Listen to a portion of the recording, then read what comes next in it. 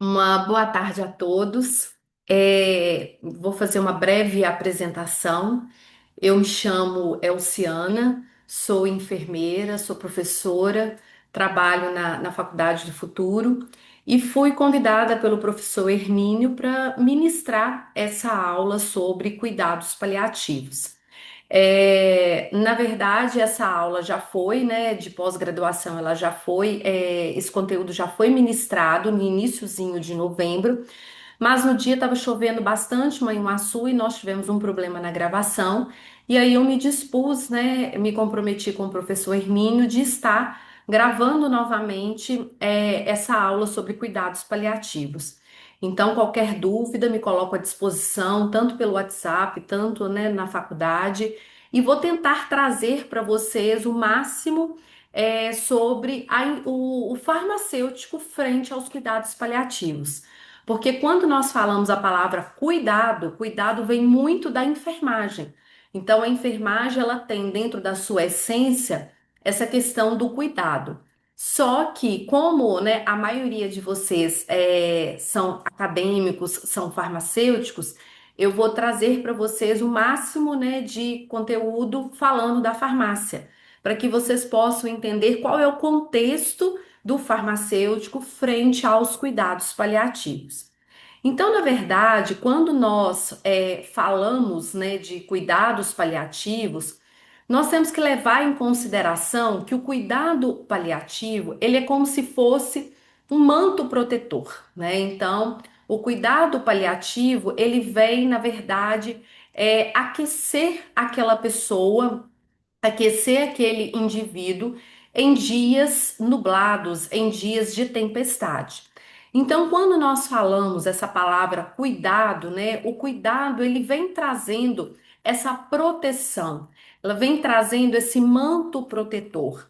E quando a pessoa ela recebe um diagnóstico às vezes, de uma doença que é uma doença ameaçadora à vida, ela se vê no meio de uma tempestade. Então, o cuidado paliativo, ele vem trazendo isso. Ele vem trazendo essa ideia de amparar aquele paciente, amparar aquela família, porque não é somente o paciente que sofre, a família também está nesse processo, frente a essas adversidades de uma doença que ameaça a vida. O termo, na verdade, paliativo, ele vem do latim. Então, ele significa exatamente isso. Palio vem significando o quê? Um manto protetor. Então, ele representa todo aquele cuidado que acolhe, aquele cuidado que alivia o sofrimento diante de uma doença grave. Então, falar de cuidados paliativos é algo extremamente assim, complexo e é algo também que cabe a nós uma sensibilidade muito grande, porque os cuidados paliativos ele vai surgir, né, como essa proteção, oferecendo todo esse amparo, né, todo esse alívio para aquelas pessoas que estão enfrentando uma tempestade, que é um diagnóstico de uma doença ameaçadora à vida. Então, nós temos algumas definições de cuidados paliativos. Uma delas é uma definição da OMS, que ela traz para nós, que é a assistência multiprofissional, que busca melhorar a qualidade de vida de pacientes e familiares diante de doenças que ameaçam a vida, aliviando o sofrimento físico, psicológico, social e espiritual. Então, na verdade, nós já temos já uma mudança nesse paradigma de doença terminal. Então, há alguns anos atrás, nós utilizávamos essa terminologia, né, doença terminal. E a partir de 2023, o Ministério da Saúde, na verdade, ele reforçou que nós não utilizamos mais esse termo doença terminal, que esse termo é um termo que já entrou em desuso. Então, nós temos um manual novo do Ministério da Saúde, é um manual de 2023 que ele reforça que essa expressão doença terminal, ela será, né, ela na verdade foi substituída pela expressão doença grave e ameaçadora à vida. Então, na verdade, ela substitui esse conceito anteriormente utilizado de doença terminal. Porque, na verdade, esse conceito de doença grave e ameaçadora à vida vai ampliar toda aquela compreensão sobre os pacientes que podem, na verdade, se beneficiar dessa abordagem paliativa. Então, na verdade, essa mudança aí de paradigma, ela reconhece que esse cuidado paliativo, ele é aplicável independentemente da fase da doença. E uma coisa muito importante que precisa trazer para vocês, que não é porque a pessoa ela já está em cuidado paliativo que o tratamento dela pode deixar de existir. Pelo contrário, na verdade, nós temos que atrelar o cuidado paliativo ao tratamento, né? Esse tratamento pode ser um tratamento curativo ou um tratamento que vai mudar o curso clínico da doença. Então, nós temos doenças que não têm cura, mas nós temos tratamentos que podem mudar todo esse curso, né? Toda essa clínica dessa doença. Então, na verdade, essa doença e ameaçadora à vida, ela pode ser empregada tanto em doenças agudas, tanto em doenças crônicas, tanto em estágios, né, que o paciente já evolui já para um quadro de gravidade, por exemplo, um câncer já em estágio muito avançado. Então, ele traz para nós, né, essa doença grave e ameaçadora à vida, ela traz para nós uma série de significados dentro desse processo de cuidado paliativo. Então, o que que acontece? Aqui é só mesmo para poder resumir tudo que eu falei. Então, no manual de 2023, substitui o termo doença terminal por doença grave e ameaçadora à vida. Então, na verdade, é o que nós falamos o quê? Ampliação do escopo da assistência. Essa visão reconhece que o cuidado paliativo pode coexistir com terapias modificadoras de doença. Então, foi o que eu falei anteriormente. Não significa que a pessoa ela já está num estágio avançado de doença que o tratamento ele precisa ser interrompido. Pelo contrário, e aí acaba o quê? Substituindo também aquela terminologia que não há nada mais para ser feito. Pelo contrário, nós temos muito sim para fazer para aquele paciente. Independente se é um paciente que já está em leito de morte, nós temos todo o cuidado. Então, só trazendo para vocês poderem entender, na enfermagem, nós temos todo o cuidado até no pós-morte. Então, a partir do momento que é constatado o óbito de um paciente, a enfermagem ela tem todo o cuidado com aquele corpo, preparar aquele corpo para poder entregar, né, para os órgãos, entregar para a funerária, para que possa, né, ser feito o melhor para aquela pessoa. Então, se uma pessoa falece lá dentro de uma unidade de terapia intensiva, se falece dentro de um centro cirúrgico, dentro de uma unidade clínica, a enfermagem ela tem esse papel, né, depois da morte. Então, o que que acontece? É tentar não usar mais essa terminologia terminal. Então, nós temos aí essa mudança de conceito do terminal ao ameaçador à vida, tá? Para, né, o ameaçador à vida. Então, na verdade, quando nós falamos de cuidados paliativos, nós temos aí toda uma abordagem frente a esses cuidados paliativos. Então, na verdade, o cuidado paliativo, ele vem o quê? Oferecer uma dignidade ao paciente. Ele vem oferecer uma dignidade para aquele paciente durante o curso da sua doença. Então, na literatura, tanto na literatura nacional, tanto na literatura nacional, esse tipo de abordagem, nós temos aí uma série de benefícios que está envolvido nos cuidados paliativos, justamente para estar o quê? Melhorando a qualidade de vida daquela pessoa. Independente se ela tem 2 horas de vida, se ela tem 24 horas de vida, se ela tem uma semana, se ela tem um mês, se ela tem mais um ano, O objetivo do cuidado paliativo é justamente melhorar essa qualidade de vida. Então, dentro desses benefícios, nós podemos destacar um melhor planejamento prévio de cuidados. Então, cada indivíduo nós temos que montar um plano terapêutico de forma individual. Então, nós não podemos, na verdade, fazer o mesmo plano terapêutico e acabar o quê? Replicando para vários pacientes. Pelo contrário, cada indivíduo é único, cada pessoa é única, cada família tem a sua dor, cada paciente tem a sua dor. Então, o planejamento desses cuidados, ele precisa ser individualizado. Independente do profissional, se é médico, se é farmacêutico, se é enfermeiro, se é fisioterapeuta. Então, nós temos que ter esse olhar para que aquele cuidado seja um cuidado individual para aquele paciente, para aquela família. Segundo benefício, melhorar a qualidade de vida. Então, cada paciente reage de uma forma. Cada paciente ele tem um curso ali na doença. Às vezes eu estou cuidando de 3 pacientes que têm câncer de pâncreas, que é um câncer muito agressivo. Mas o paciente A vai reagir de uma forma, o B vai reagir de outra forma e o C vai reagir de outra forma. Então, a nossa intenção é o quê? Melhorar a qualidade de vida desses pacientes. Redução de sintomas desagradáveis. A farmácia entra aí. Então, a farmácia, ela consegue entrar perfeitamente nessa questão de sintomas desagradáveis, através do que? Terapia medicamentosa.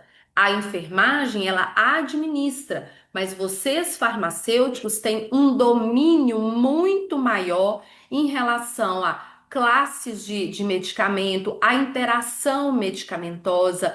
Então, é extremamente importante e relevante o papel do farmacêutico nesse benefício que é diminuir esses sintomas que são desagradáveis. Então, na verdade, o papel do farmacêutico aí nesses sintomas desagradáveis, ele vai muito além do que somente aliviar a dor daquele paciente. Ele inclui a promoção do uso racional de medicamento, a educação contínua da equipe de saúde sobre a segurança do tratamento. Então, o que que acontece? O farmacêutico, ele precisa entender que cuidado paliativo, ele nasceu o quê? Da compreensão da importância de um olhar humanizado para o seu paciente. Então, o que que acontece?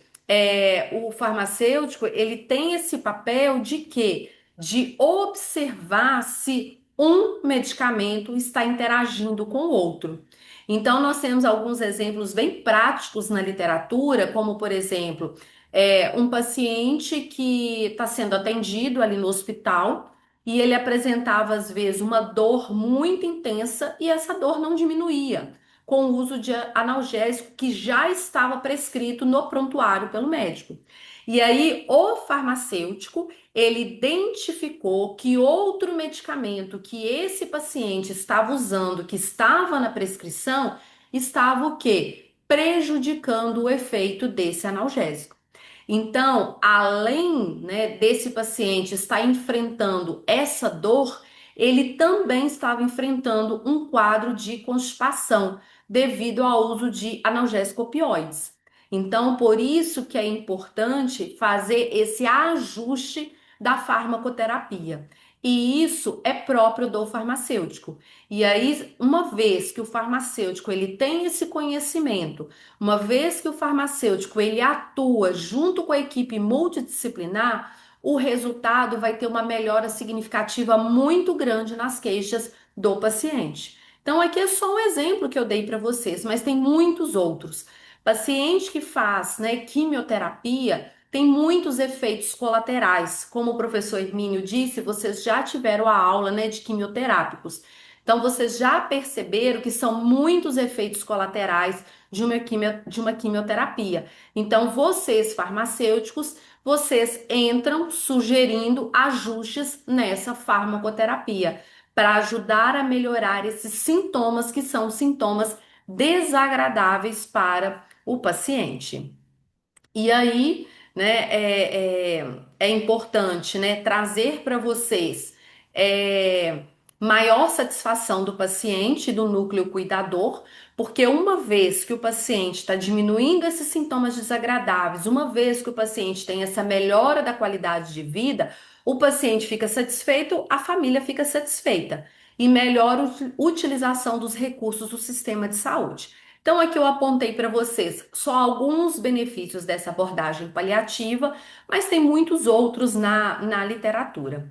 E aí, quando nós falamos onde esses cuidados acontecem? Ah, é só no ambiente hospitalar? Não. O cuidado paliativo ele pode acontecer em vários locais. O mais comum, é claro, é no hospital ou no domicílio.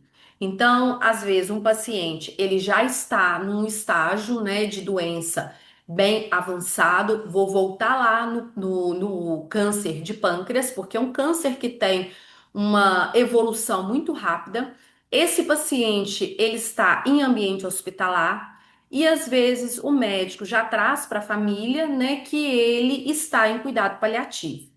Então a família acha melhor levá-lo para casa, levá-lo para o domicílio, para que ele possa ali ter um conforto, o conforto da casa, o conforto da família, porque hospital a gente sabe que é um ambiente desagradável, né? É um ambiente mais hostil, é um ambiente onde nós temos que ter certos cuidados dentro do ambiente hospitalar.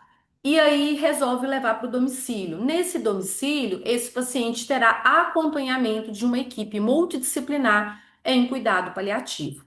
Então, eu acho assim extremamente relevante vocês estarem buscando essa pós-graduação em cuidado paliativo, porque o cuidado paliativo ele não se aplica somente nos casos de câncer, ele se aplica em qualquer outra doença que possa ameaçar a vida daquele paciente. Uma doença neurodegenerativa, né? Uma doença às vezes um acidente vascular que a pessoa sofreu e ela está muito debilitada e precisa fazer todo o processo de reabilitação. Então, quando nós falamos de cuidados paliativos, a gente acaba ligando muito ao câncer. Mas nós temos que levar em consideração que não é somente no câncer que se aplica. Então, o cuidado paliativo, ele pode ser aplicado no ambiente hospitalar, ele pode ser aplicado no domicílio e pode ser aplicado em outros locais, como por exemplo, ambulatório, instituições de longa permanência, né? As casas de repouso, o lar dos idosos. Então, o cuidado, né, esse ambiente do cuidado, ele vai influenciar todo o processo de recuperação desse paciente, todo o processo de aceitação, todo o processo de luto dessa família. Porque por mais que a família entende que aquele determinado indivíduo ele já está ali, né, num processo já caminhando para o óbito, ele tem esse capricho, esse cuidado de cuidar dessa pessoa até realmente no seu último minuto de vida. Então, o cuidado paliativo ele pode acontecer em qualquer local, tá? Então não é somente no ambiente hospitalar.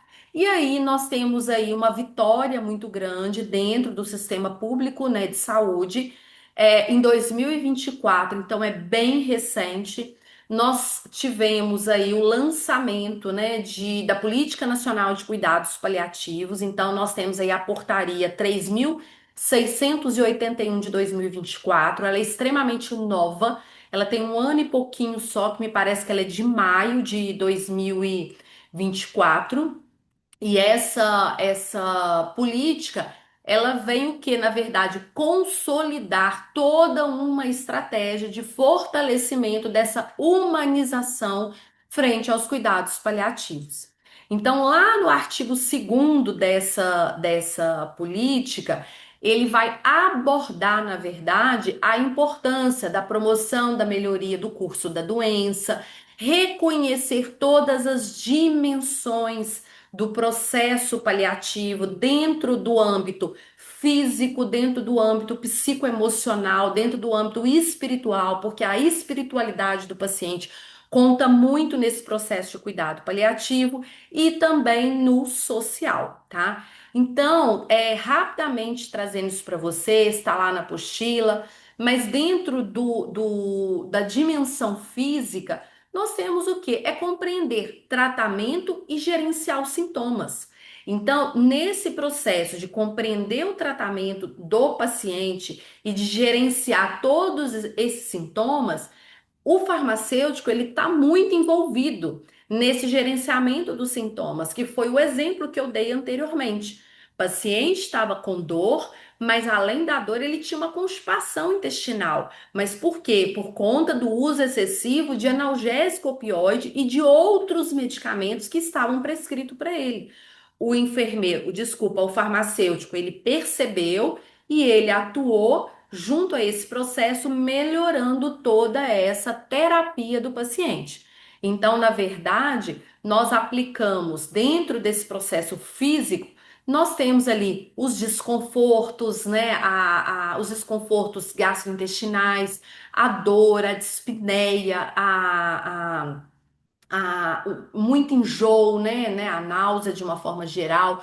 E aí podem ser aplicados tanto técnicas farmacológicas, tanto técnicas não farmacológicas. Então, tudo isso para melhorar essa terapêutica e fornecer um conforto maior para essa pessoa.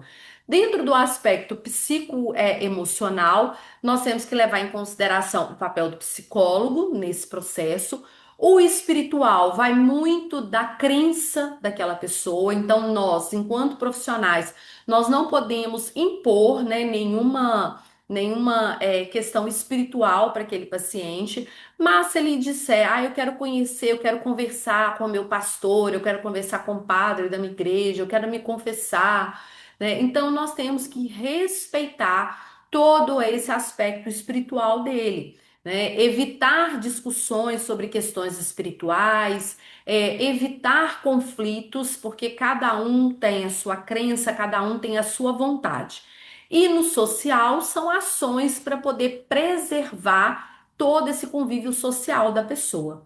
Tem pessoas que ficam mais reclusas, tem pessoas que querem, né, estar mais próximo de outros familiares, de amigos, justamente para melhorar, né, essa qualidade de vida. Mas cada pessoa responde de uma forma diferente.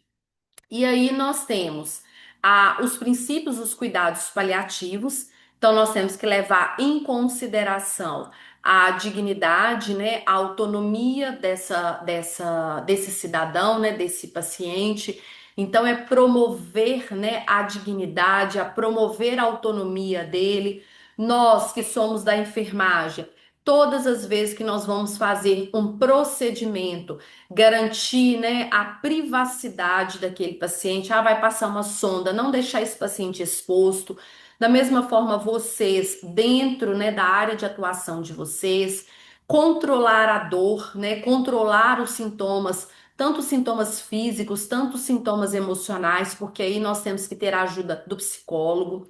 Valorizar a comunicação, né, uma comunicação mais empática, uma comunicação mais clara da equipe com o paciente, com a família, porque quando o paciente ele não tem condições de responder, nós temos que ter o familiar que será responsável por ele, integração dos aspectos psicológicos e espirituais, apoio da família, então é muito importante o apoio da família durante esse processo, preparar também essa família para o processo de luto e o trabalho de equipe, né? Então, nós temos que trabalhar na equipe.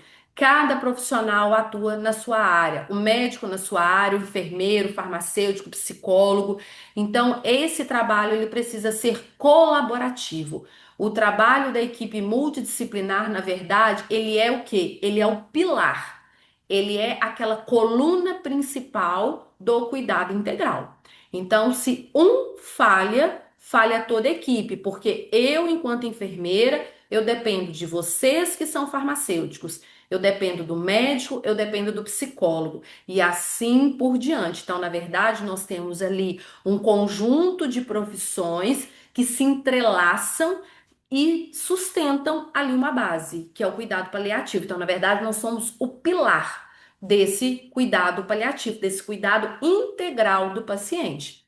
Então, todos esses princípios, nós temos que fazer uma reflexão sobre eles. Qual é o nosso compromisso de reconhecer o paciente como um ser humano integral e único? Então, eu quero que vocês, quando forem assistir essa aula, reflitam sobre isso. Qual é o meu compromisso de reconhecer que aquele indivíduo, que aquele paciente, ele é um ser único e integral, né? E uma outra coisa muito importante que nós vamos falar um pouquinho lá adiante é em relação ao quê? A equipe, porque a equipe também adoece. A equipe também precisa desse suporte. Então, o cuidado paliativo, ele deve ser iniciado logo após o diagnóstico de uma doença grave, logo após um diagnóstico de uma doença que ameaça a vida desse paciente. Então, quanto mais cedo, quanto mais rápido iniciar esse cuidado paliativo, mais benefício para a família e para o paciente nós vamos conseguir. Então, por isso que é muito importante a família reconhecer e também ter o apoio dessa equipe multidisciplinar. Espero que vocês estejam compreendendo a aula. Vamos seguir. Mas qualquer dúvida também, eu me coloco à disposição e vocês podem me mandar, né, via WhatsApp. É só pegar o WhatsApp com o Hermínio e eu esclareço as dúvidas de vocês. Então, nesse próximo slide, nós temos aqui qual é o melhor momento para iniciar esses cuidados paliativos. Primeiramente, a partir do diagnóstico. A partir do momento que foi diagnosticado uma doença, a partir do momento que foi diagnosticado que aquela pessoa ela tem uma doença que ameaça a vida dela, ou um câncer, ou uma doença cardíaca grave, ou uma insuficiência renal grave, ou uma insuficiência hepática, uma doença neurológica grave, é necessário iniciar os cuidados paliativos. Então, é o primeiro momento, diagnosticou. Qual é o prognóstico desse paciente? O prognóstico é bom? É um prognóstico ruim? Então vamos iniciar os cuidados paliativos. Segundo momento que pode ser iniciado o cuidado paliativo durante o tratamento curativo. Então, nesse tratamento, é claro que todo tratamento a gente tenta buscar o quê? A cura. Mas nós sabemos que tem tratamentos que são tratamentos paliativos. Não vai curar aquele paciente. Só vai aliviar a dor, vai aliviar o sofrimento daquele paciente. Então, durante o tratamento, durante a fase ali de uma quimioterapia, durante a fase de uma radioterapia, de uma imunoterapia, durante a fase, às vezes, de um transplante, né? Igual, por exemplo, doenças cardíacas. Às vezes tem pacientes que têm doenças cardíacas graves que o único tratamento para ele é o quê? O transplante. Então, nós temos como aplicar o cuidado paliativo. E na fase final da vida, quando o objetivo, na verdade, é o quê? É o conforto desse paciente, é o bem-estar desse paciente, é aquela terapia que possa modificar, né, aqueles sintomas para poder ter mais eficácia. Então, o cuidado paliativo, na verdade, ele é um modelo assistencial centrado único e exclusivamente na qualidade de vida de um determinado paciente e também da sua família. Então, nós temos que pensar, como eu perguntei para vocês, o que eu quero enquanto profissional trabalhar em cuidado paliativo e se eu tenho condições de respeitar a dignidade humana daquela pessoa. Se a resposta de vocês é sim, vocês estão no caminho certo. E muito admira vocês estarem buscando essa pós em oncologia porque tá para sair uma unidade, né, do Cristiano Varela aqui na nossa região, e quem estiver especialização na área já tem aí já uns pontinhos a mais, vamos dizer assim, dentro às vezes de um processo seletivo. E que bom que vocês têm esse olhar para o cuidado paliativo. Então, o cuidado paliativo ele pode acontecer nesses três momentos, por isso que eu destaquei essas palavras que estão aí em vermelho. Pode acontecer no momento do diagnóstico, durante a fase de tratamento e no final da vida, já no estágio mais avançado, né, da doença. Nós temos, dentro do cuidado paliativo, dois tipos de cuidado, que é o geral e que é o especializado. O que que são esses cuidados? Quando eu falo de cuidado geral, quando eu falo de cuidado especializado. Então, na verdade, a gente divide esse cuidado paliativo em dois momentos, que é o geral e o especializado. São fundamentais, todos os dois são fundamentais na assistência, né, a pessoas com doenças graves. Ele é fundamental em qualquer nível de complexidade do cuidado. Ele é fundamental no preparo da equipe, na intensidade da intervenção. Mas quando nós falamos de cuidado paliativo geral, ele faz parte, na verdade, responsabilidade de todos os profissionais. Então, por exemplo, lá no, na estratégia saúde da família, no SF. O médico que atua nesse SF, o enfermeiro, farmacêutico, nutricionista, eles vão trabalhar com cuidado paliativo geral. Então, eles estão presentes ali dentro daquele SF, que é uma atenção primária, né, à saúde, mas eles são profissionais que trabalham de uma forma o quê? Geral. Né? Agora, quando eu falo especializado, já são vocês que estão fazendo pós em oncologia. Então, ele é indicado tanto na clínica, né, em qualquer local, tanto no domicílio, mas já são profissionais que têm habilitação para trabalhar em cuidado paliativo. Então, vocês que estão fazendo pós em oncologia, vocês entrarão nesse grupo de cuidados especializados. Já no meu caso, que eu não tenho pós em oncologia, eu tenho outras formações, eu já entro num cuidado paliativo geral. Então, o que eu quero que vocês compreendam, né, é exatamente isso. O que que é um cuidado paliativo geral, o que que é um cuidado paliativo especializado. Então, esses cuidados paliativos gerais, eles, na verdade, eles não têm aquelas intervenções de um especialista, né? Que na maior parte das pessoas, né, tem demanda, mas a maioria das pessoas, elas procuram profissionais que são especializados na área. Então, todo profissional de saúde ele deve ser responsável por atender às necessidades das pessoas. Porém, as pessoas que são especialistas, elas estão, na verdade, reservadas às funções de assistência a casos mais complexos. Então, dentro ali de gerenciar indicadores, educação da equipe, capacitação de outros profissionais, então, por isso que é importante essa especialização entre cuidado paliativo. Lá na apostila, eu deixei para vocês um quadro que ele está um pouco mais explicado do que esse que está nos slides. Então, lá eu coloco ali a definição, o objetivo, a equipe que está envolvida, o nível de complexidade, a indicação, né, o local de atenção, para que vocês possam compreender o que que é um cuidado geral e o que que é um cuidado específico.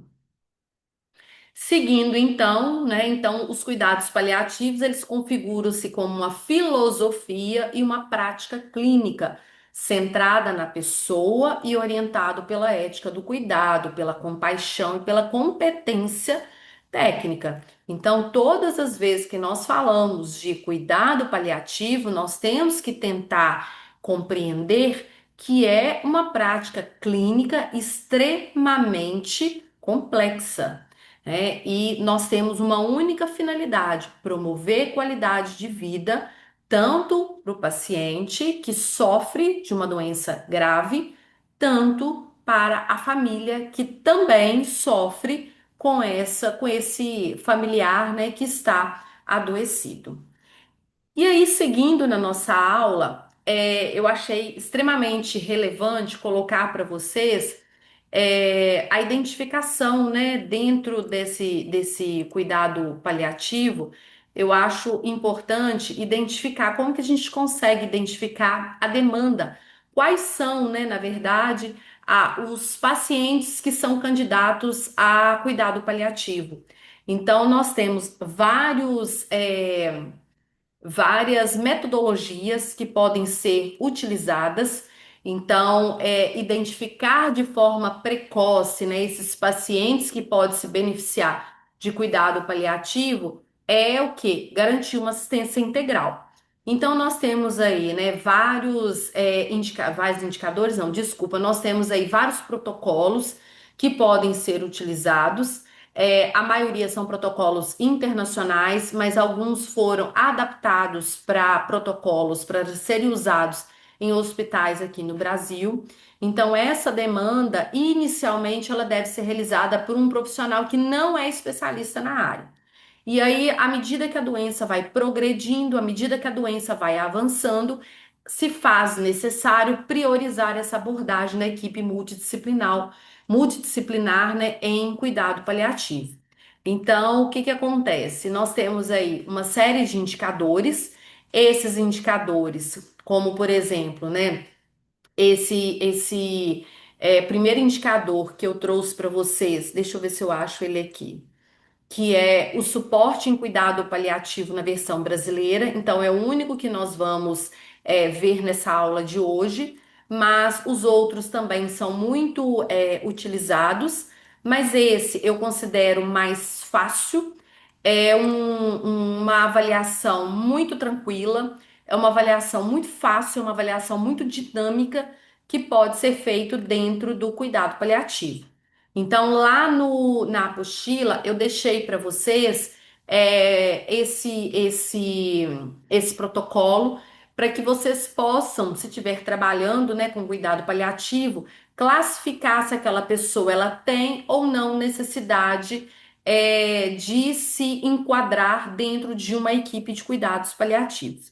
Então, é importante a gente estar ressaltando que a identificação de pacientes com demandas, né, para abordagem de cuidado paliativo não contraindica nenhum tipo de tratamento, tá? Não quer dizer que a pessoa está em cuidado paliativo e que o tratamento dela tem que ser pausado. Pelo contrário, a gente faz o quê? Juntinho, cuidado paliativo e tratamento. Então, lá na apostila de vocês, deixa eu ver se eu localizo aqui qual é a página da apostila que está. Só um minuto. Deixa eu olhar aqui. Está lá na página 8 da apostila de vocês. Nós temos aqui, né, o guia, que é esse protocolo, para identificar pessoas sob risco de deteriorização do seu estado de saúde ou pessoas que já estão mesmo morrendo. Então, nós precisamos, primeiramente, a primeira fase de aplicação do protocolo é procurar por um indicador geral de piora da saúde. Então, por exemplo, eu estou cuidando de um paciente. Aí eu começo a perceber que, primeiro indicador, começa a ser internado e essa internação não estava programada, porque uma coisa é as internações programadas. Então, por exemplo, vai fazer um ciclo de quimioterapia a cada 21 dias, né? Então, a cada 21 dias, o paciente vai para o hospital para poder fazer o ciclo da quimioterapia. Só que nesse intervalo de tempo aí de 21 dias, ele precisou ser internado e essa internação não estava programada. E isso é um indicador geral de piora da saúde. Um outro indicador, capacidade funcional ruim. A pessoa ela está passando mais tempo na cama e na cadeira do que às vezes em atividade. Então a gente percebe que dentro de alguns dias a pessoa ela deu o quê? Uma caída. Antes ela conseguia fazer algumas atividades diárias da casa e aí nós estamos percebendo, né, o cuidador, né, a equipe está percebendo que a pessoa ela está passando mais de 50% do seu dia ou deitada na cama ou na cadeira. Então isso também é um indicador que o estado de saúde dela está piorando. Outro indicador, ela começa a depender de pessoas para poder fazer as mínimas coisas possíveis, como por exemplo, uma alimentação. Antes ela conseguia comer sozinha, hoje ela precisa de ajuda para estar comendo. Então, isso também é um indicador. Perda de peso significante, né, nos últimos 3 meses. Então, ela estava mantendo um peso corporal em tratamento e de uma hora para outra ela começou a ter um declínio aí do seu peso corporal. Também é um indicador. Sintomas persistentes. Então, ela não estava tendo muita náusea, ela não estava tendo muita dispneia, não estava tendo muito esforço, muito cansaço.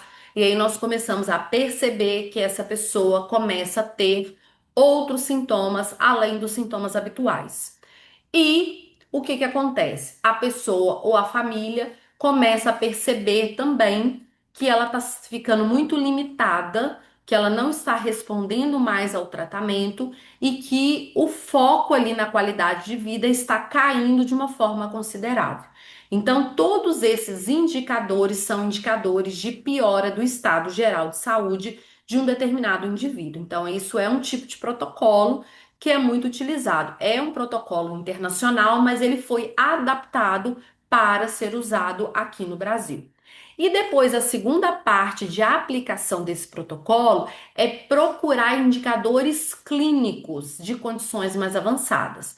Aí vai depender da doença da pessoa. É um câncer? É uma doença cardiovascular? Uma doença renal? É uma demência? Então, dentro de cada doença, nós vamos procurar por indicadores, já são indicadores clínicos, que vá dizer que aquela doença está em estágio avançado. Tá? Então, eu achei interessante trazer para vocês. Então, na página 8, na página 9, tem ali esse protocolo. Nós não vamos trabalhar todos esses protocolos, porque são muitos, né? São instrumentos extremamente interessantes para serem utilizados em abordagem qualitativa, em abordagem paliativa, tá? E aí nós temos dentro, né, do sistema de saúde toda essa demanda de cuidado paliativo. Então, quando nós falamos de cuidado paliativo, nós temos todo esse impacto, né, e dentro das políticas públicas. Então, identificar de forma precoce, mapear quem são essas pessoas que são legítimas para receber cuidado paliativo, isso traz para a gente uma base extremamente forte dentro da política nacional de cuidado paliativo. Então, nós estamos dando oportunidade para aquelas pessoas de buscar uma melhor qualidade de vida. Então, uma vez que o farmacêutico, uma vez que o enfermeiro, que o médico, ele identifica pacientes com demandas para abordagem de cuidado paliativo, é extremamente relevante entender e também levar para a família que o tratamento daquela pessoa não será interrompido. Porém, o cuidado paliativo, ele vem para contribuir para o conforto e o bem-estar daquele paciente. Porque muitos familiares talvez tenham uma certa resistência com o cuidado paliativo, que acha que aquele cuidado não vai ser tão eficaz. Mas o que nós precisamos entender e levar para o familiar, fazer com que o familiar compreenda é que esse cuidado paliativo, ele vem, na verdade, unir a esse tratamento, dando força para esse tratamento, justamente para melhorar o conforto e o bem-estar, tanto do paciente, tanto da família. Então vamos lá. Seguindo aí com a nossa aula, nós temos, né, os aspectos éticos e jurídicos do cuidado paliativo. Nós temos que tomar muito cuidado com a questão ética, né? Então, essa questão ética em todas as profissões, nós temos um código de ética. Esse código de ética, nós temos lá obrigações, nós temos deveres, nós temos direitos dentro desse código de ética, e não seria diferente quando nós falamos de cuidado paliativo. Todo cuidado paliativo, ele tem o quê? Ele vai ser embasado dentro da Resolução 1805 de 2006 do Conselho Federal de Medicina. Essa resolução, na verdade, ela é considerada um marco. É um marco ético, é um marco jurídico na consolidação dos cuidados paliativos no Brasil. Então, na verdade, resumindo para vocês o que traz, né, essa resolução a 1805, ela, na verdade, ela vem autorizar o médico a limitar ou suspender o procedimento e tratamento que vai prolongar a vida do paciente. Ah, Elciana, então quer dizer que isso é o quê? Isso é eutanásia? O paciente vai... Não, isso não é eutanásia, até porque a eutanásia ela não é liberada no Brasil. No Brasil, a eutanásia é considerada crime. Então, o que que acontece? Eu tenho um paciente que está internado ou está em cuidado domiciliar e é um paciente, vamos voltar lá no câncer de pâncreas, um câncer de fígado extremamente agressivo.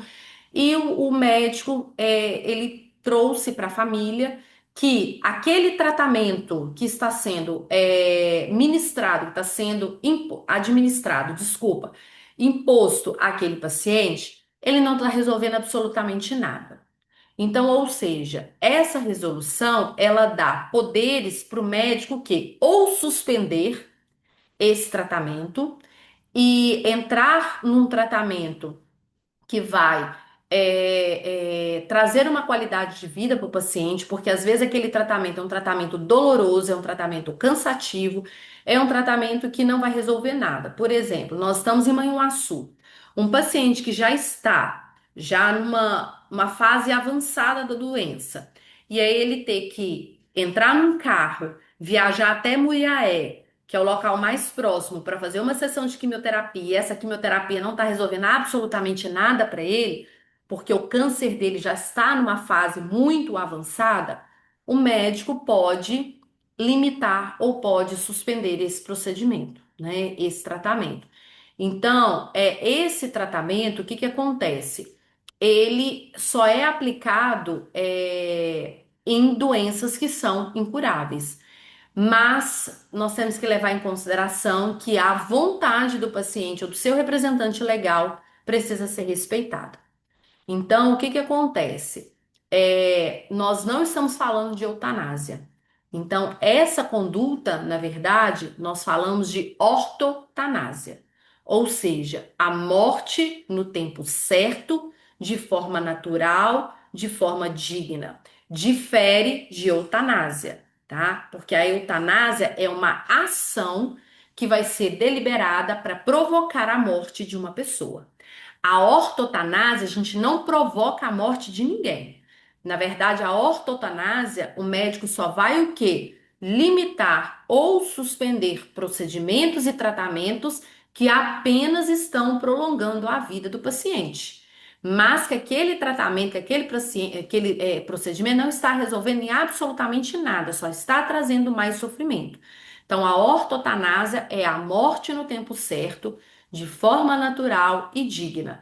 Ah, o paciente está com dor, vai deixar ele com dor? Jamais, não vai deixar ele com dor.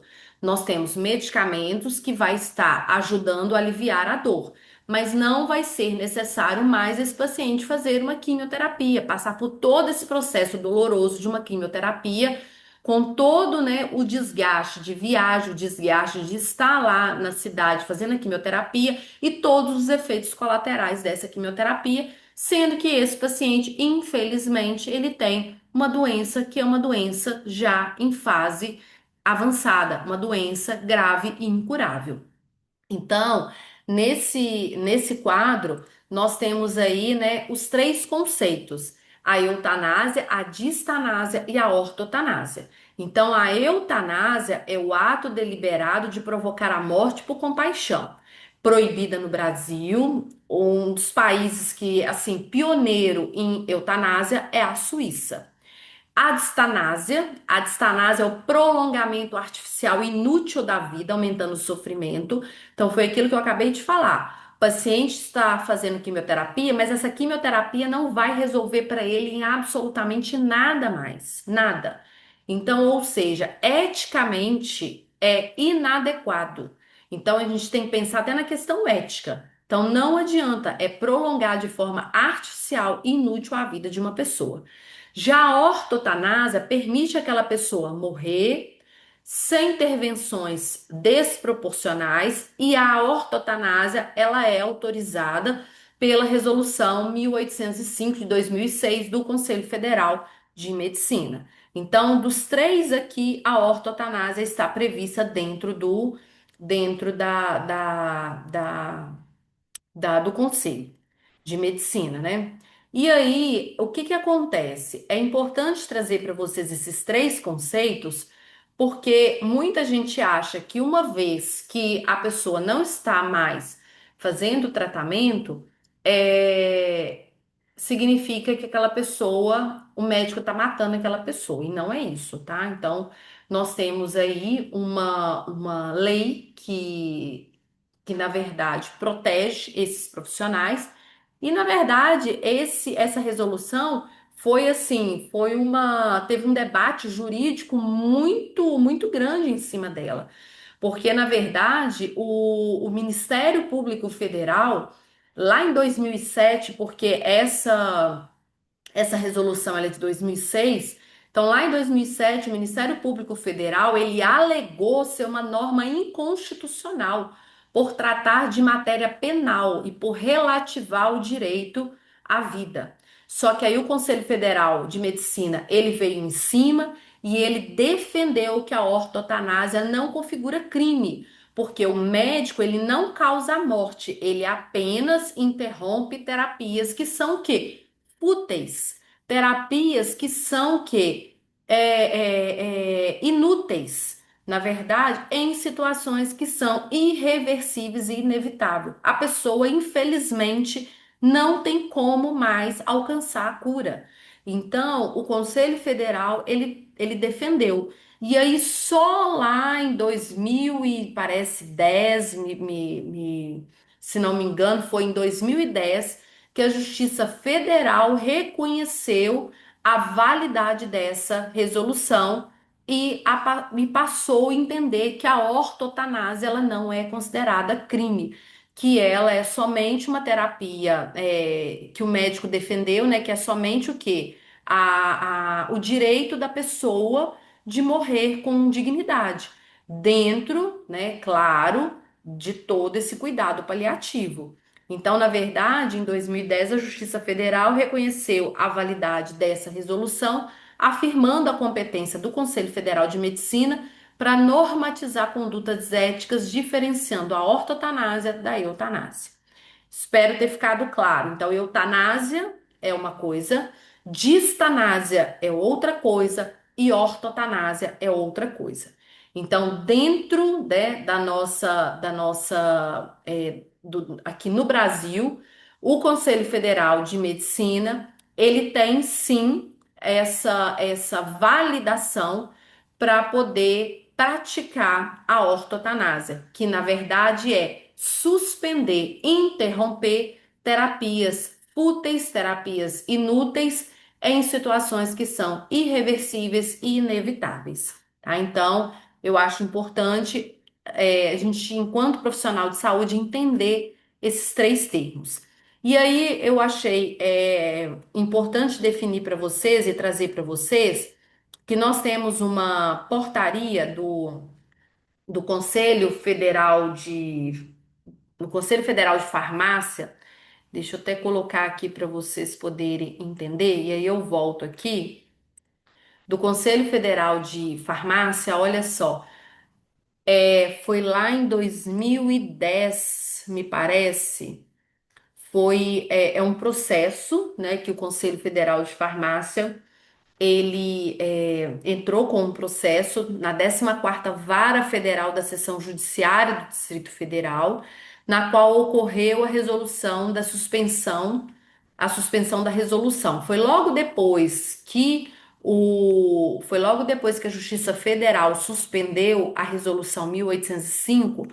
é, o Conselho Federal de Farmácia, ele ficou muito firme e ele defendeu a ortotanásia. Então ele diz que a ortotanásia não antecipa o momento da morte, mas permite tão somente a morte em seu tempo natural e sem utilização de recursos extraordinários postos à disposição pelo atual estado da tecnologia, os quais apenas adiam a morte com sofrimento e angústia para o doente e para a família. Nada melhor que interpretar a lei, eu achei isso fantástico. Nada melhor que interpretar a lei com o auxílio de profissionais da saúde, que possuam conhecimentos mais apurados sobre o assunto do que o operador de direito. Então, eu achei extremamente importante esse posicionamento do Conselho Federal de Farmácia, porque em 2006 foi criado essa resolução, a 1805 do Conselho Federal de Medicina. Logo no ano seguinte, a Justiça Federal, ela disse que era crime a ortotanásia. E aí foi uma briga aí de 3 anos, até que chegou 2010, a Justiça Federal entendeu que o médico tinha competências para poder realizar a ortotanásia e que a ortotanásia não seria considerada crime pelo Código Penal. E aí, logo em seguida, o Conselho Federal de Farmácia se posicionou frente a essa resolução, falando que a ortotanásia não antecipa o momento da morte, mas permite uma morte em seu tempo natural. E a frase final ela é mais interessante. Nada melhor que interpretar a lei com o auxílio de profissionais de saúde, que possuam conhecimento, porque nós que somos da saúde nós estamos o quê? Nós temos mais conhecimento do que a própria justiça. Então, seguindo, vamos lá.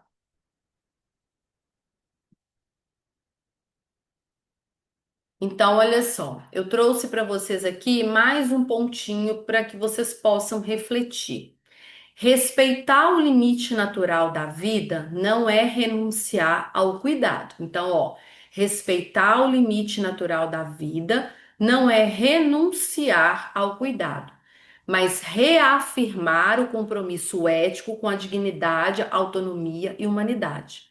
Os cuidados paliativos expressam a essência da medicina, centrada na pessoa, reconhecendo o morrer como parte do viver. Então, isso sirva de reflexão para vocês. Em relação aos cuidados paliativos e à quimioterapia, é, o tratamento, né? Todo esse tratamento oncológico, ele, na verdade, ele é muito desafiador, né? Para o sistema de saúde e também para os profissionais. Porque cada paciente reage de uma forma, cada paciente, né, tem seus efeitos colaterais, cada paciente, ele tem uma resposta a essa quimioterapia. Então, os cuidados paliativos, na verdade, ele vem trazendo o quê? Essa abordagem humanizada e interdisciplinar, que busca o quê? O alívio do sofrimento e a promoção da qualidade de vida, desde o diagnóstico até os estágios mais avançados. Então, essa integração, né, entre a quimioterapia e os cuidados paliativos vai permitir um planejamento terapêutico, um planejamento mais equilibrado, com foco na segurança medicamentosa, que é onde vocês farmacêuticos atuam, no manejo dos sintomas e também no suporte físico, emocional, social e espiritual daquele paciente. Então, na verdade, né, essa quimioterapia antineoplásica, não vou entrar em quimioterapia, porque segundo o Hermínio, vocês já tiveram, né, uma aula sobre quimioterápicos, mas para que a apostila ficasse mais completa, eu trouxe para vocês rapidamente. E aí, uma das coisas que eu quero focar com vocês é o papel do farmacêutico, né? O papel da equipe de uma forma geral, né? Porque quando nós falamos de quimioterapia, quando nós falamos de cuidado paliativo, vai exigir essa abordagem interdisciplinar, essa abordagem humanizada, essa abordagem centrada no paciente, centrada na família, e cada profissional ele possui ali funções específicas, que quando integra todas essas profissões, todas essas, né, funções, nós vamos garantir uma assistência mais global, uma assistência mais completa, uma assistência, né, que possa estar levando para o paciente um processo mais, vamos dizer, humanizado. Então eu vou focar, na verdade, no papel do farmacêutico, né? Então, que é o foco, né, da nossa aula de hoje é o papel do farmacêutico. Então, eu coloquei aqui o papel da enfermagem, né? Que eu não poderia deixar de falar da enfermagem. A enfermagem é aquela presença constante, é o vínculo, é a humanização com o paciente. O enfermeiro que atua ali na linha de frente, na verdade, ele é um elo entre o paciente, família e equipe, né? Então tem as atribuições do enfermeiro, mas, né, o que eu quero focar com vocês é o papel do farmacêutico. Que o papel do farmacêutico ele traz o quê? Segurança, ele traz racionalidade terapêutica. Então, na verdade, o papel central de vocês é o quê? É o uso seguro de medicamentos. Eu, enquanto enfermeira, não tenho essa formação para poder dizer o que que o medicamento A interage com B, porque farmacologia na enfermagem ela é apenas um semestre e é uma farmacologia mais aplicada à enfermagem. Vocês têm farmacodinâmica, farmacocinética, química, tem tudo isso. Então, vocês são os melhores profissionais para dizer sobre o uso seguro e racional de medicamentos.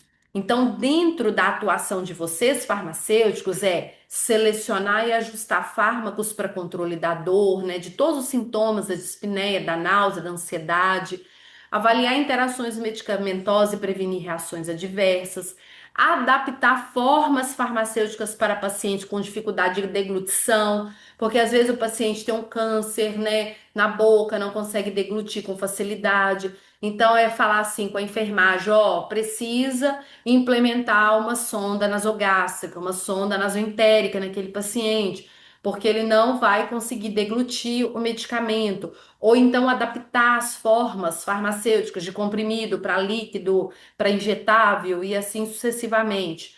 Orientar a equipe, paciente, familiar sobre o uso dos efeitos do medicamento, que tem medicamentos que podem causar efeitos colaterais desagradáveis e participar de toda a elaboração ali do protocolo, né, de analgesia paliativa desse paciente. Então, o que que acontece? É extremamente relevante, né? Extremamente relevante frisar para vocês que dentro de todo esse contexto, o farmacêutico ele desempenha um papel crucial.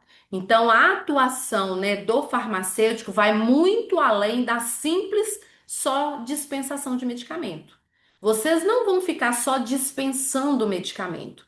Então, vocês envolvem uma gestão de farmacoterapia segura, vocês precisam assegurar a eficácia e a segurança do tratamento, né? Então, quando fala-se de farmacêutico no cuidado paliativo, acha que vai ficar só dispensando medicamento, mas de forma alguma.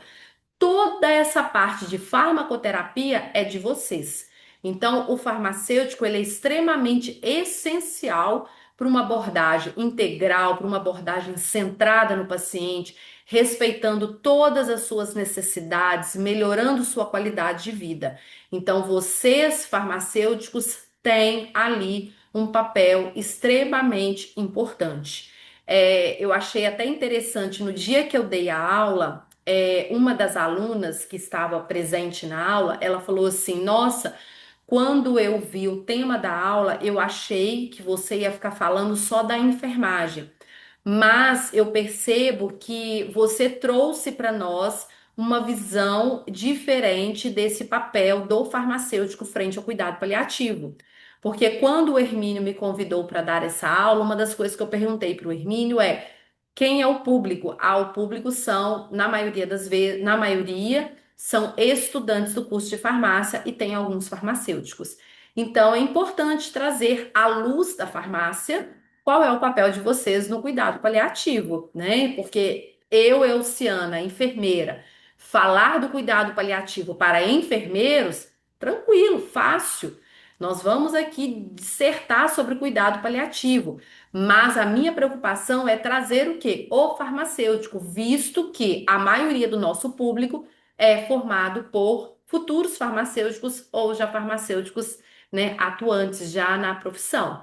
Então, vocês são essenciais para essa abordagem acontecer, né? Então, é, vocês precisam dedicar, né, tanto o farmacêutico, psicólogo, nutricionista, enfermeiro, médico, fisioterapeuta, precisa trabalhar em conjunto para garantir, né, o bem-estar do paciente.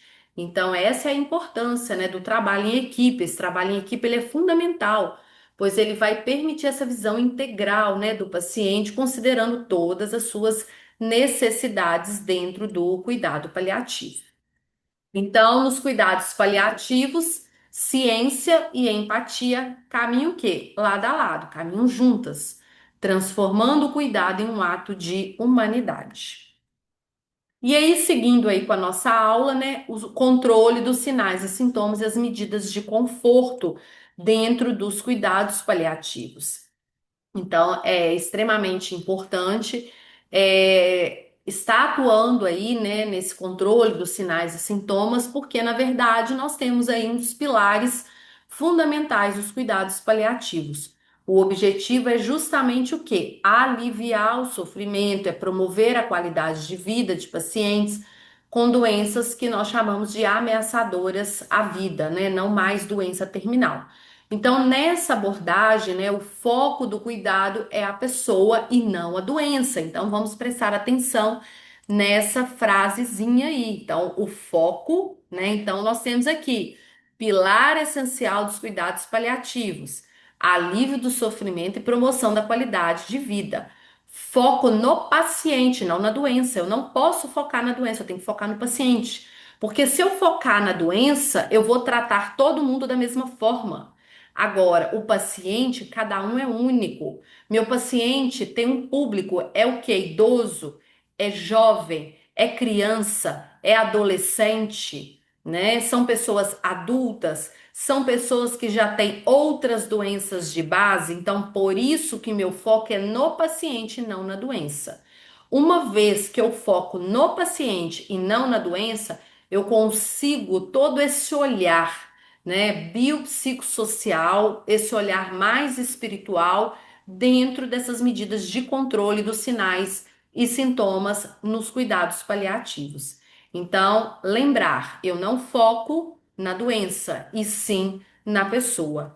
Então, toda aquela avaliação integral da equipe multidisciplinar nos traz o quê? Um manejo mais eficaz desses sintomas, que vai exigir de nós profissionais essa avaliação mais integral, realizada por toda essa equipe, cada profissional dentro da sua área de atuação.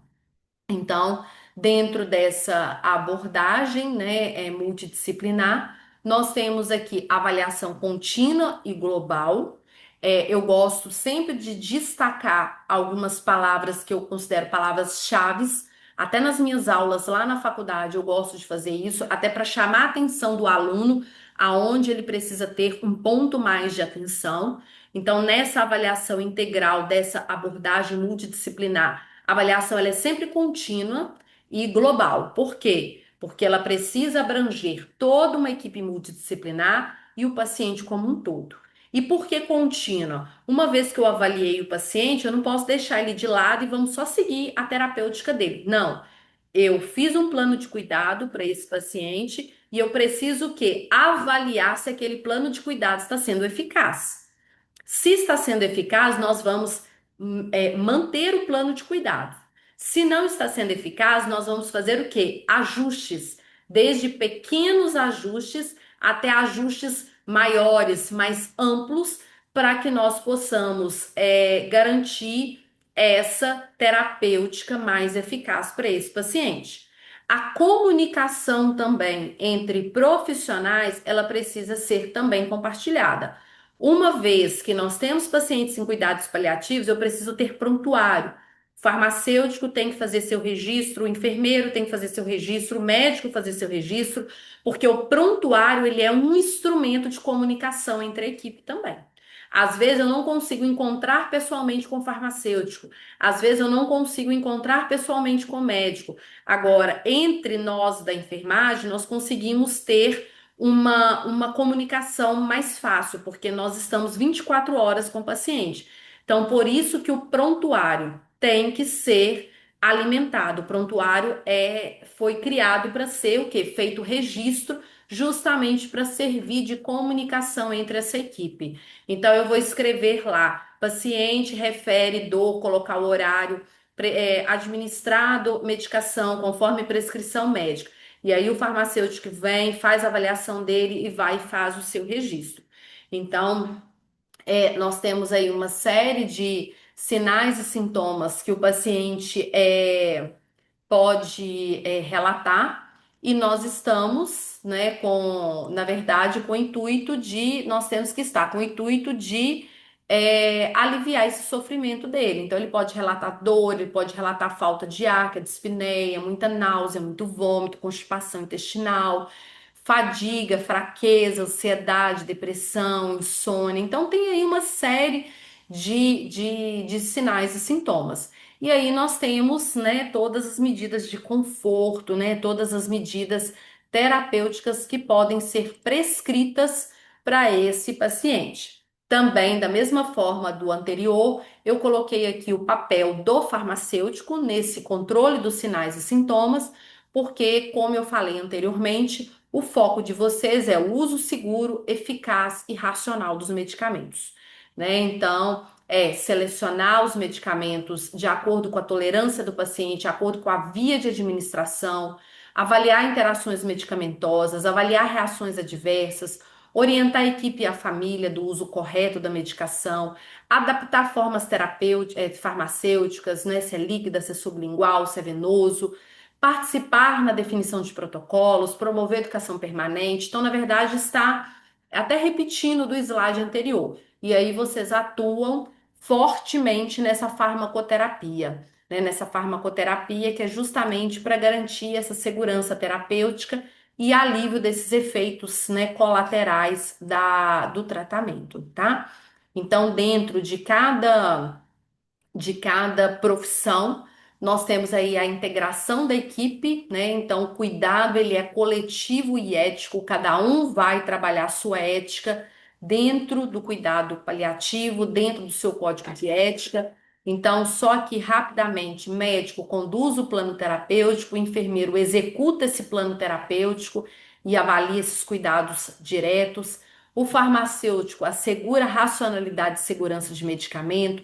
O psicólogo e o assistente social, apoio emocional e social, o nutricionista, apoio alimentar, o líder espiritual, né, vai dar suporte à dimensão espiritual, o fisioterapeuta vai trabalhar toda nessa parte de reabilitação. Então, cada profissional ele tem a sua área de atuação, né? Então, cada profissional dentro desse controle dos sinais e sintomas, dessas medidas de conforto, então, nós temos que ter, né, essa compaixão e essa competência, mais do que uma intervenção técnica, né? Então, nós precisamos representar esse nosso compromisso ético, esse nosso compromisso com o ser humano em sua totalidade, como único. Então, esse cuidado ele busca aliviar o sofrimento em todas as suas formas, oferecendo sempre conforto, oferecendo acolhimento, oferecendo dignidade para que essa pessoa possa chegar ali, né, no seu momento ali final de vida com, né, dignidade, que a vida dele teve realmente valor. Eu queria só trazer uma coisa para vocês aqui, né, quando a gente fala do papel do farmacêutico, né, de cuidado paliativo. Eu estava lendo até alguns artigos. Infelizmente, né, quando a gente fala de cuidado paliativo, quando a gente fala de tratamento paliativo, né, tanto dentro do ambiente hospitalar, tanto fora do ambiente hospitalar, ainda é considerado um tabu ali do Brasil. Então, nesse contexto, né, a gente precisa trazer que o termo paliativo, ele assusta muitos pacientes, assusta muitos familiares, porque eles acreditam que esse tipo de tratamento significa o quê? Uma sentença de morte, que na verdade é um sinônimo de desistência. Acabou, não tem mais o que fazer, então agora, né, nós vamos agora só aguardar mesmo o fulano morrer, né? Vamos pensar assim. Mas felizmente, né, o acesso à informação, o avanço da tecnologia, né, relacionada a todos esses recursos terapêuticos, tem, na verdade, assim, desmistificado o preconceito que gira em torno desse tema. Então, principalmente na oncologia, né, que esse tipo de abordagem ainda se faz muito necessário, quando não há mais tratamento, né, curativo, como eu falei para vocês lá atrás, e aí entra a questão da ortotanásia, não tem mais tratamento para curar aquele paciente. O paciente está indo fazer quimioterapia, mas está indo por fazer. Então, por isso que entra aquela resolução do Conselho Federal de Medicina, que o médico ele vai falar, chamar a família e vai falar, olha, não precisa trazer mais, porque infelizmente não tem o que se fazer. Então, não tem mais tratamento curativo, né? Não tem mais tratamento que possa restabelecer a saúde desse paciente, que possa restabelecer, né, a condição anterior desse paciente. Aí que nós temos que focar na vida desse paciente e aí que entra esses cuidados paliativos. Então, na verdade, né, quando a gente fala de cuidado paliativo, o objetivo dele é único, é garantir bem-estar, garantir conforto, garantir dignidade, né, àquela pessoa que está enferma. E também o seu familiar, porque o seu familiar também adoece. Então, por isso que nós já falamos aqui várias vezes, né, os aspectos físicos, psicológicos, sociais, espirituais do paciente, justamente porque vai seguir um tratamento, não é um tratamento que vai curar o paciente, mas é um tratamento que vai auxiliar aquele paciente, que vai o quê? Garantir aquele paciente uma qualidade de vida mais humana. Então, então, nós temos que refletir muito nessa questão, né, desse cuidado paliativo. Então, dentro desses aspectos psicossociais, né, do cuidado paliativo, ele, como eu falei anteriormente, ele traz, né, essa abordagem integral do paciente. Então, ele reconhece esse processo de adoecimento, reconhece esse processo de finitude, né, daquele corpo biológico, mas também nós precisamos reconhecer, né, aquele ser humano com todas as suas emoções, com todas as suas relações, com todas as suas crenças. Então, se tem ali uma pessoa, um indivíduo que está doente, um indivíduo que a gente sabe que ele já está ali na fase final da vida dele, eu preciso entender que aquela pessoa ali é um pai, né? É um irmão, é um marido, né? É um filho. Então, o que que acontece? É entender que o corpo biológico dele está chegando no fim, mas que esse ser humano ele tem as suas emoções, ele tem as suas relações, ele tem as suas crenças. E aí nós temos algumas frases que nos diz, né, muito sobre cuidado paliativo. Então, dentro desses aspectos, nós temos dois, basicamente: a dimensão psicossocial do cuidado e a dimensão espiritual do cuidado. Quando nós falamos dessa dimensão psicossocial, o que que nós queremos dizer com essa dimensão psicossocial? É o sofrimento, é o emocional, é o social, é a ansiedade, é a tristeza, é o medo da morte, a perda da sua autonomia. Às vezes era uma pessoa extremamente ativa e ela perde a sua autonomia. Ela depende das pessoas para poder se alimentar, para poder fazer coisas do seu dia a dia, tomar um banho, escovar um dente, se alimentar, se deitar numa cama. Então, realizar esse acolhimento do paciente como sujeito ativo é o que? Respeitar o seu desejo, respeitar as suas decisões. Então, por isso que nós precisamos ter uma comunicação aberta, uma comunicação empática, respeitar as decisões desse paciente. Então, o que que acontece? O Ministério da Saúde, ele fala muito nessa questão psicossocial dentro do Manual dos Cuidados Paliativos. É deixar aquele paciente expressar seus desejos, expressar seus medos, suas decisões, se ele quer seguir com o tratamento, se ele quer parar com o tratamento, né? Se dentro desse processo dele de morrer, se ele está preparado para isso, porque muitos ainda conseguem conversar com vocês, muitos, infelizmente, já entram num estágio que a gente não consegue mais, e aí tem que ser o familiar para poder, né, decidir por ele, tem que ser o seu representante legal. Então, toda essa assistência, né, tanto do enfermeiro, do farmacêutico, do médico, é mais próximo do paciente, né? Então, a gente precisa estar mais próximo do paciente, devendo manter essa postura mais empática, essa comunicação mais efetiva. A comunicação nesse processo ela é extremamente relevante. Dentro da dimensão espiritual do cuidado, né, espiritualidade, busca de sentido, de propósito, de transcendência. Então a gente precisa auxiliar o paciente, a família a encontrar paz, a encontrar esperança, a encontrar reconciliação. Tem muitos casos, às vezes, que tem pacientes que às vezes tem muitos anos que não vê um parente, que não vê uma pessoa, e ele sente, ele manifesta aquele desejo, né, de ver aquela pessoa, manifesta o desejo de estar ao lado daquela pessoa. Às vezes tem pessoas que estão brigadas com um familiar, com um amigo, ele deseja às vezes fazer essa reconciliação. Então isso a gente precisa respeitar, né? Tem que respeitar essa decisão. Então, nesse cuidado paliativo, esse suporte espiritual, né, ele é essencial para estar o quê? Ajudando a esse paciente, ajudando a essa família a encontrar essa paz.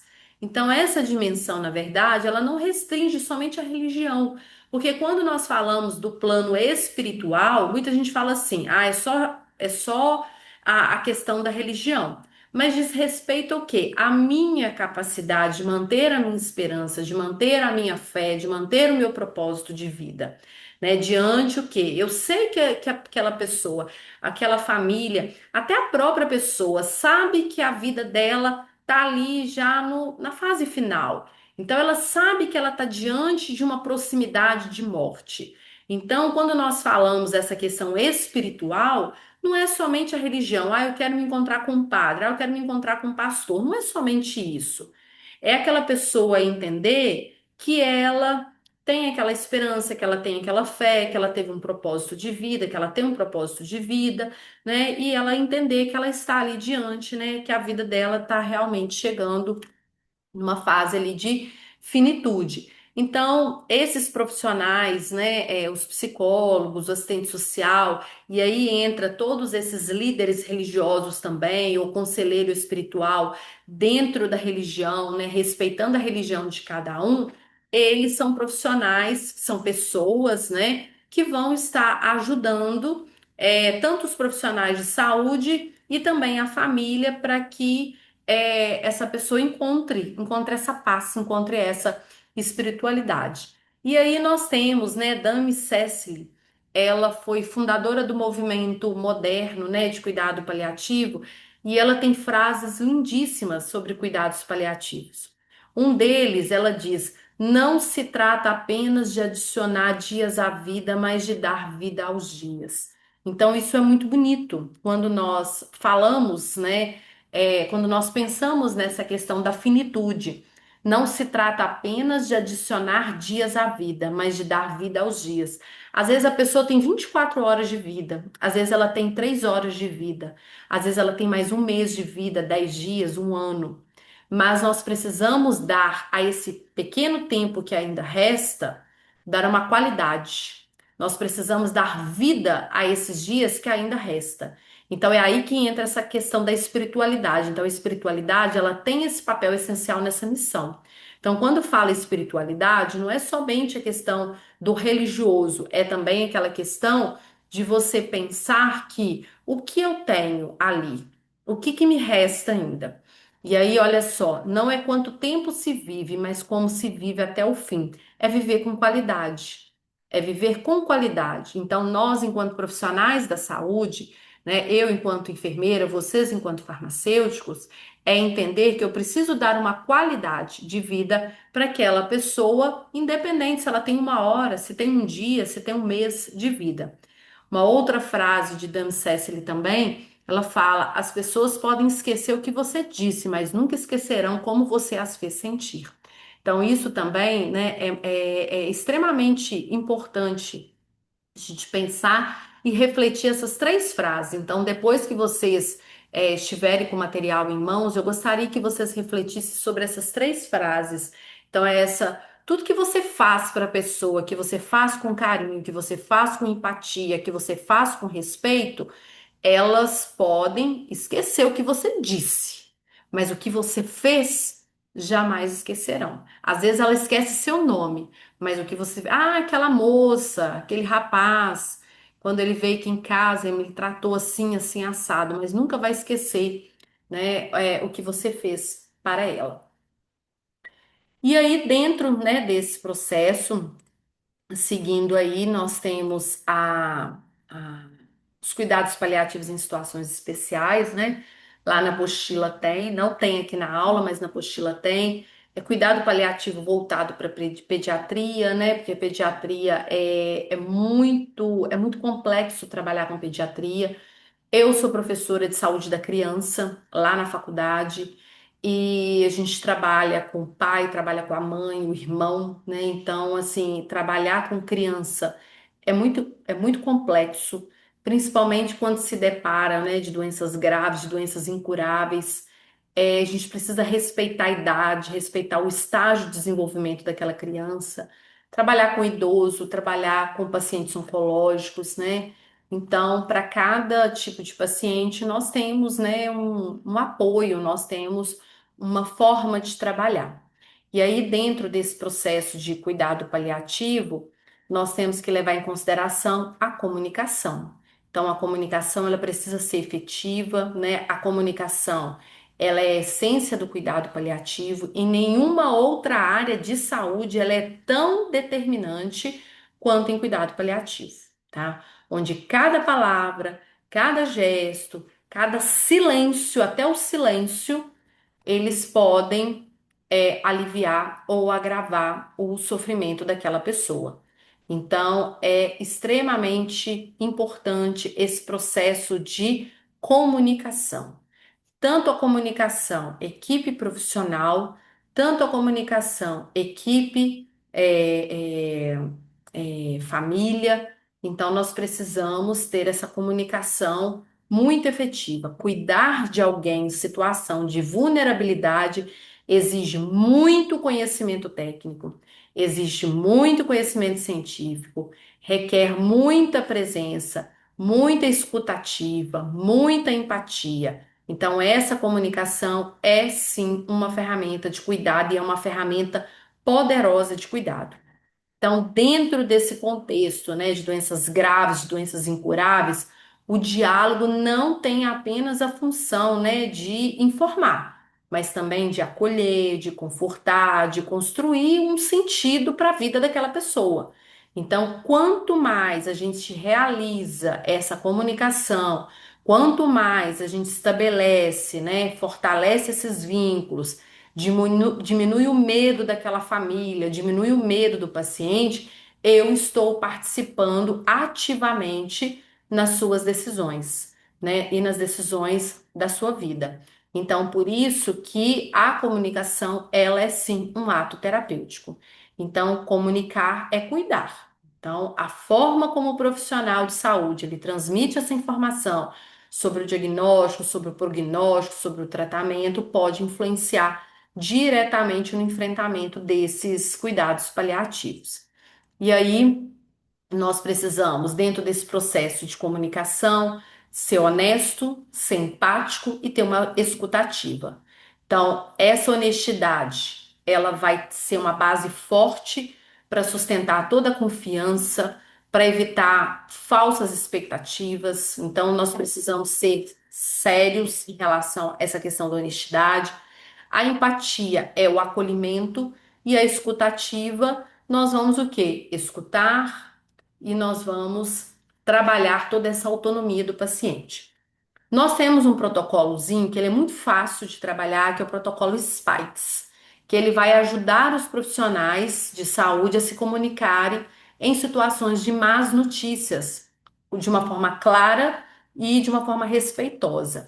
Então, quando nós falamos de spike, é porque cada letra significa uma ação. Então, o spike, na verdade, é um protocolo de comunicação de más notícias. Então, o S, primeiramente, eu vou preparar o ambiente.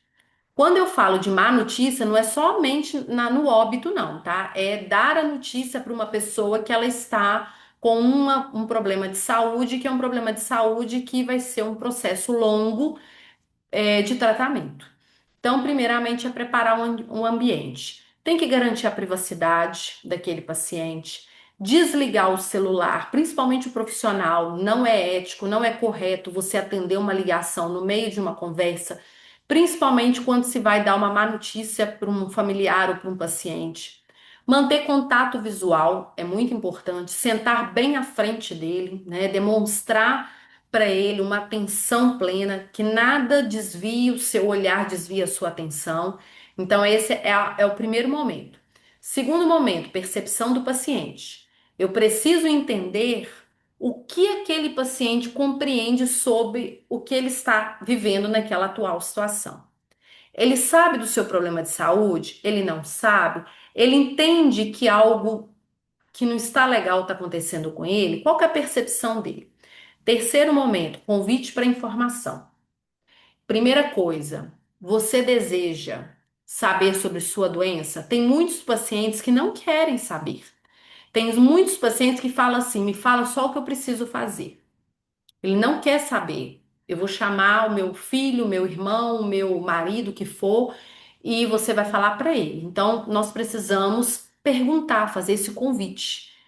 Ele quer, ele deseja saber sobre sua doença ou ele prefere se atentar apenas ao tratamento? Quarto passo, transmissão de conhecimento. Nós precisamos comunicar com o nosso paciente de forma o quê? Clara, não usar termos técnicos, não usar palavras confusas. Nós precisamos falar de forma gradual, de forma simples. Nós temos muitos pacientes que são pacientes o quê? Simples, pacientes que talvez não sabem nem escrever o seu próprio nome. Nós temos pacientes que já são pacientes já mais no nível de escolaridade maior. Então, para isso, eu preciso que transmitir o meu conhecimento de uma forma muito clara, evitar usar termos técnicos, reconhecer e acolher as emoções. Então, a partir do momento que eu dei a notícia, a partir do momento que ele recebeu essa notícia, tem pessoas que vão reagir das mais diversas formas. Tem gente que vai abaixar a cabeça, tem gente que vai gritar. Tem gente que vai chorar de uma forma, né? Tem gente que vai falar que tá morrendo. Tem gente que vai querer sair da sala. Então, nós temos as mais diversas reações. Então, nós precisamos acolher aquela reação, aguardar, esperar para depois o quê? Preparar os cuidados e reforçar aquele apoio. Não adianta, se a pessoa tá lá chorando, chorando, chorando, chorando, chorando, chorando, ou tá gritando, gritando, não adianta você querer explicar nada para ela, porque ela não vai entender o que você está falando. Então, primeiro, acolhe essa reação. Depois, você planeja, acolhe, né, e monta o seu plano terapêutico. Então, a aplicação dos spikes exige treinamento, sensibilidade e autoconhecimento por parte do profissional. É difícil aplicar? Não é. Vocês estão vendo que é um protocolo extremamente simples, extremamente tranquilo, mas eu preciso ter esse autoconhecimento. Porque uma vez que eu estou dando uma notícia, uma vez que eu estou, que o paciente me reage, eu preciso ter todo esse acolhimento, né? Porque senão eu vou sentar junto com ele e vou disparar a chorar junto com o paciente. Não é assim? E aí, seguindo, né, na nossa aula, tomada de decisão tem que ser compartilhada, tá? Então, dentro desse processo de comunicação, a tomada de decisão tem que ser compartilhada, tem que ser trabalho em equipe, tem que ter comunicação com a família e tem que ter comunicação com os profissionais, tá? Então, nós temos essas quatro etapas.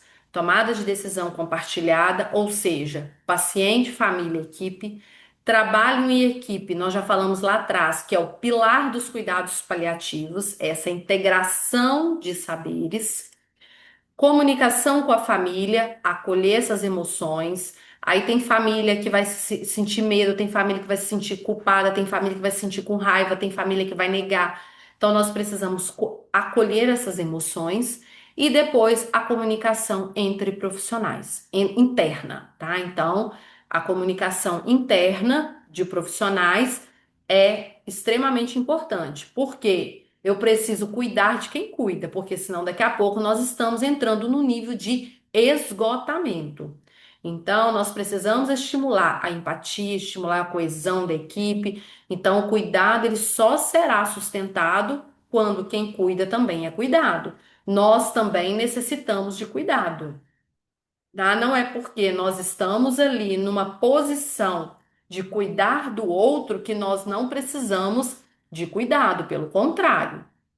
Tá? Então, essa comunicação entre profissionais, cuidar de quem cuida, isso é muito importante, porque cuidar de pessoas gravemente enfermas, em processo de morte, impacta profundamente os profissionais. Porque, principalmente se nós estamos cuidando daquele paciente há um tempo já. Então, a comunicação interna da equipe, ela tem um papel que é duplo. Eu preciso, além de garantir a continuidade do cuidado do meu paciente, eu tenho que promover um suporte emocional para os meus colegas. Então, nós temos que criar espaços de diálogo, nós temos que criar espaços de escuta, nós temos que criar ambientes que nós vamos ali conversar sobre as perdas, conversar sobre saúde mental, conversar sobre coesão da equipe, né? Conversar sobre, às vezes, um paciente que nós perdemos na equipe e que foi um paciente muito importante para aquela equipe. Então, é extremamente importante cuidar desses profissionais. Então, nós temos um outro protocolo também que a gente chama de debriefing. Ele pode ser aplicado após eventos clínicos difíceis ou após falecimento de um paciente. Então, o que que acontece? Nós precisamos levar em consideração que nós profissionais nós trabalhamos com dois eixos, o eixo emocional e o eixo técnico reflexivo. O eixo emocional é criar espaços. Então, nós vamos nos reunir o quê? Uma vez por semana, uma vez a cada 15 dias, uma vez por mês. Eu vou dizer para vocês com muita sinceridade. A maioria das equipes não fazem isso. Por isso, nós temos muitos profissionais que estão adoecendo, principalmente na enfermagem. O Covid, ele adoeceu muito a enfermagem, porque como nós fomos linha de frente do Covid, então ele adoeceu muito. Então, por isso que nós precisamos criar essa prática, né, que a gente chama de prática estruturada após eventos difíceis, que é justamente porque nós vamos trabalhar no eixo emocional, então nós temos que criar. Então, uma vez por semana, nós vamos reunir a equipe, nós vamos fazer um espaço ali seguro, formar um espaço seguro para que a equipe possa desabafar, para que a equipe possa expressar seus sentimentos, possa expressar suas tristezas, sua frustração, porque às vezes eu preparei todo um plano de cuidado para o meu paciente, ele não responde ao tratamento. Então eu tô triste, eu tô frustrada, eu tô sentindo impotente, eu tô com dúvida, né, diante dessas situações. Então é importante nós profissionais estarmos o quê? Descarregando toda essa carga. A gente precisa descarregar isso. Eu preciso mostrar, né, para minha equipe que a gente é uma equipe unida, que nós estamos ali justamente para quê? Um se apoiar no ombro do outro. Não é somente cuidar do paciente, é cuidar também de quem cuida. E depois que eu fiz toda essa parte emocional, a gente já chega numa parte mais técnica, mais reflexiva. É analisar toda a conduta e talvez mudar ali certas condutas e sempre no coletivo. Por isso que nós temos, né, essa que a gente chama de depthing, e aí ele nos ajuda, né, a prevenir a síndrome, principalmente a síndrome de burnout, fortalecer a coesão e a comunicação da equipe, desenvolve empatia, sensibilidade ética, melhora a prática clínica, promove o cuidado de quem cuida. Então, eu queria só trazer para vocês aqui mais algumas considerações em relação à farmácia. O que que acontece? Quando nós falamos, né, da atuação do farmacêutico, nós já falamos várias vezes. Ele é uma peça-chave, né, dentro dessas atividades de cuidado paliativo. Então, faz parte da sua função auxiliar o tratamento dos sinais e sintomas, porque quem prescreve é o médico, mas vocês irão auxiliar, trazer esse conforto, trazer essa qualidade de vida para o doente, certificando, né, do uso racional dos diversos medicamentos que ele faz uso. Então, a intenção, né, é que o paciente seja tratado com o menor número de medicamentos possíveis, evitando associações que podem gerar, né, reações, podem gerar efeitos adversos ou interações medicamentosas que comprometam o tratamento.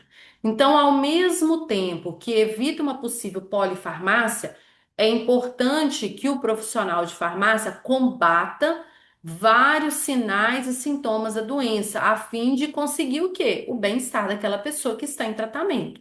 Porque a intenção do farmacêutico, eu não sou farmacêutica, mas, né, pelo tudo que eu estudei para dar aula para vocês, é tentar diminuir assim, no maior número possível, no menor número possível, desculpa, essa questão de medicamentos. Então, quanto menos medicamento o paciente fizer uso, melhor. Então, como volto lá na dor, a dor ela é um sintoma muito frequente em pacientes, né, com doenças de origem oncológica. E é uma manifestação que deve ser combatida num ambiente de tratamento paliativo.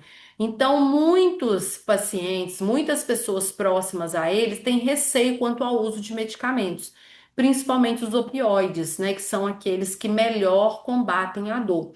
Então, entra aqui novamente o papel do farmacêutico, que além de orientar a equipe multidisciplinar sobre essa relação medicamentosa desses medicamentos, né? Ele vai também, farmacêutico, acompanhar, vai informar, vai tirar as dúvidas na utilização desses medicamentos. Então, é uma forma, né, mais ampla, faz parte do trabalho do farmacêutico, né, dentro dos cuidados paliativos avaliar, né, a prescrição de medicamento. Não é porque o médico prescreveu que nós temos que, como se diz, que está tudo certo. Não.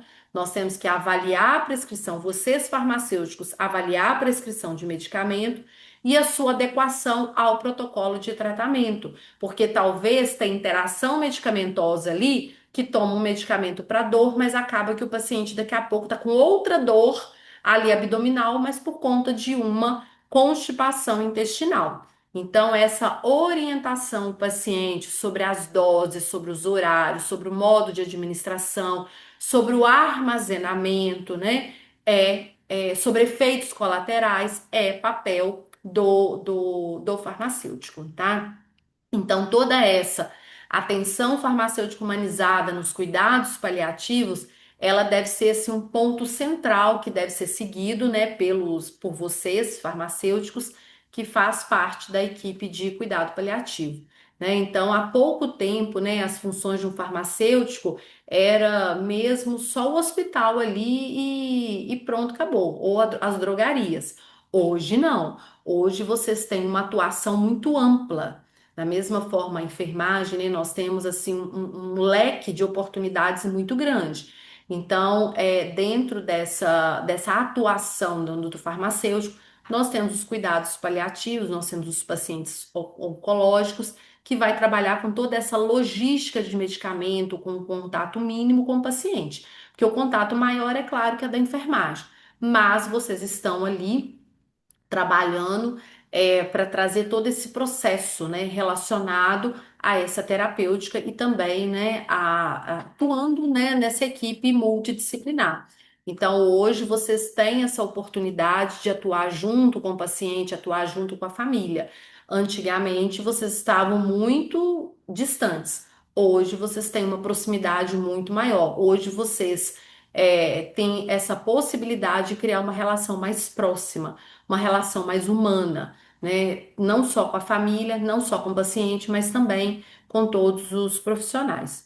Então, o farmacêutico ele deve estar preparado para fazer sua parte, junto, né, com todos os colegas e junto com esse paciente gravemente enfermo. Então, eu acho importante trazer isso para vocês, o quão é importante o trabalho do farmacêutico dentro do processo de cuidados paliativos. E aí, finalizando, né, desejo que essa aula seja fonte de inspiração e aprendizado, fortalecendo o olhar humano, ético e compassivo sobre o cuidado.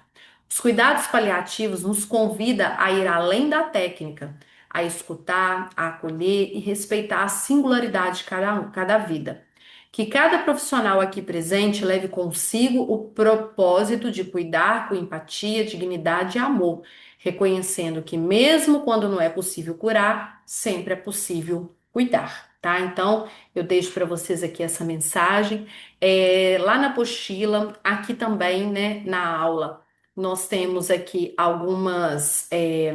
eu coloquei aqui alguns exercícios para vocês no finalzinho da aula. Seria muito interessante, né, vocês estarem fazendo esses exercícios, até para que vocês possam fazer uma revisão, né, dos conteúdos de cuidados paliativos. E espero ter contribuído, né, um pouquinho com vocês dentro desse processo, dentro dessa pós-graduação em cuidado paliativo. E só mesmo aqui para a gente poder fechar, né? Eu coloquei aqui essas questões, né? Então, dentro, né, desse conceito aqui dos cuidados paliativos, então, no contexto dos cuidados paliativos, o farmacêutico clínico tem papel estratégico na tomada de decisões de decisão terapêutica. Considerando os princípios de segurança medicamentosa e uso racional de fármacos, sua atuação deve priorizar esquemas padronizados para garantir homogeneidade terapêutica entre pacientes? Não. Até porque os esquemas não podem ser 100% padronizados, como nós falamos na aula. Dependendo da resposta do paciente, eu tenho que mudar o plano terapêutico dele. Reduzir o número de medicamentos, independentemente da sintomatologia apresentada? A intenção é essa, mas nós temos outras questões que estão mais claras. Ajustar doses e formas farmacêuticas, considerando a funcionalidade orgânica, o prognóstico e as preferências do paciente. Então, essa é a letra correta. Manter as terapias instituídas até o momento da suspensão médica formal e substituir o médico na escolha dos protocolos farmacológicos. Então, eu deixei para vocês aqui algumas questões. A apostila já está postada para vocês lá no AVA. Espero ter contribuído. Agradeço o professor Hermínio, né, por esse momento e me coloco à disposição de vocês para qualquer dúvida, tanto lá na Faculdade do Futuro, tanto pelo WhatsApp e espero, né, ter contribuído com vocês. Um abraço a todos e me coloco mais uma vez à disposição.